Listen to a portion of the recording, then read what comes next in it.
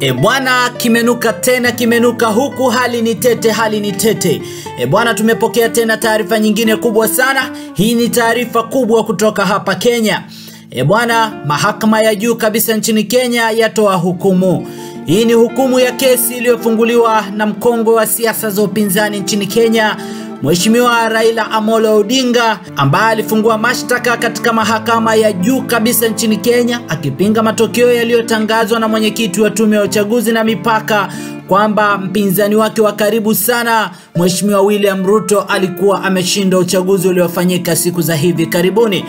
Bwana, kulikuwepo na heka na vuta ni kuvute nyingi mahakamani. Ushahidi mwingi ulitolewa kwa pande zote mbili, upande wa Raila ukijaribu kuithibitishia mahakama kwamba uchaguzi haukuwa huru na haki, na kulikuwepo na uchakachuzi na pengine uwezekano mkubwa wa watu kuingilia katika mitambo ya kurushia matokeo na hivyo kubadilisha matokeo na mwisho wa siku kupelekea William Ruto kutangazwa mshindi, kitu ambacho kwao hakikuwa kweli. Sasa mahakama imeamua leo, imesema kwamba hoja zote zilizowasilishwa na upande wa Raila Odinga bwana hazikuwa na mashiko na wala hazikuwa na ushahidi wa kutosha, na hivyo mahakama imeamua mwisho wa siku kwamba Mheshimiwa William Ruto ndiye rais wa 5 wa Kenya, na hivyo kwa mujibu wa katiba yeye ndiye atakayeapishwa kuwa rais wa Kenya.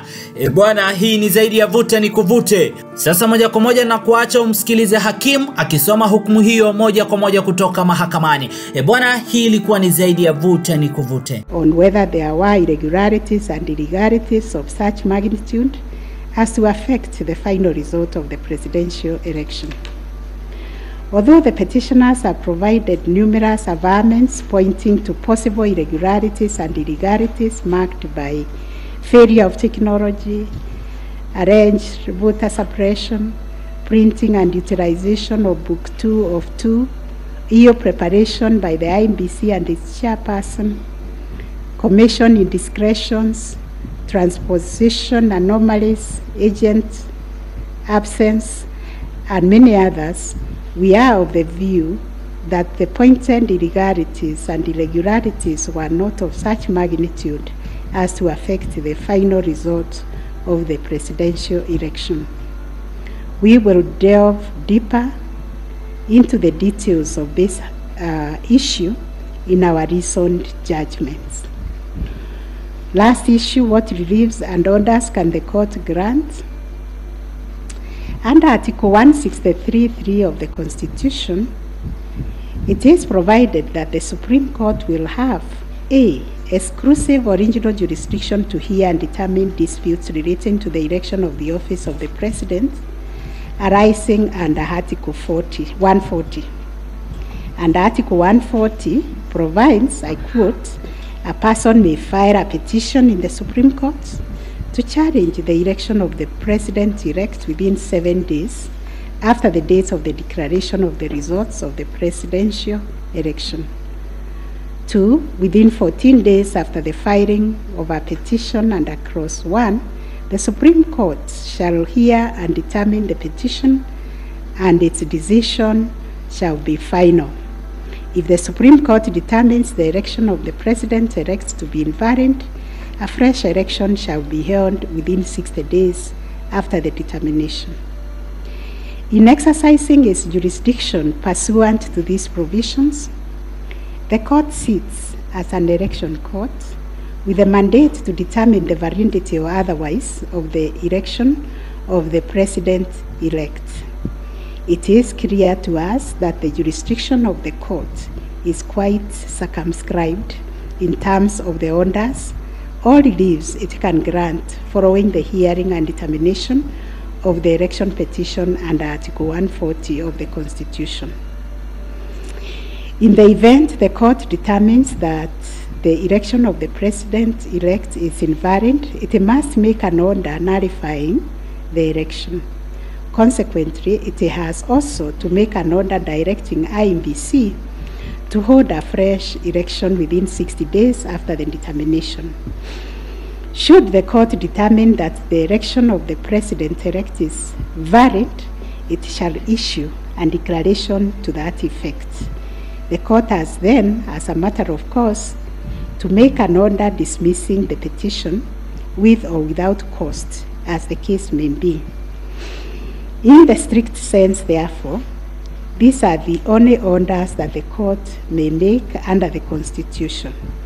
The court cannot assume jurisdiction that goes beyond the purview of Articles 163(3) and 140 of the Constitution. However, nothing stops the court from issuing orders or reliefs by way of recommendations. Indeed, since 2013, this court has issued many recommendations arising from the determination of 3 petitions challenging the election of the president-elect. The recommendations are meant to improve our electoral landscape and hence aid in the development of our democracy.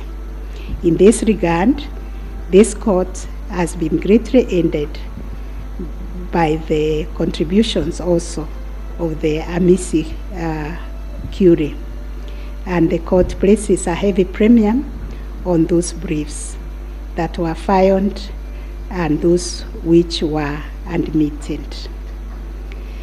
The final orders made by the courts. This is a unanimous decision of the court, and we make the following orders. 1.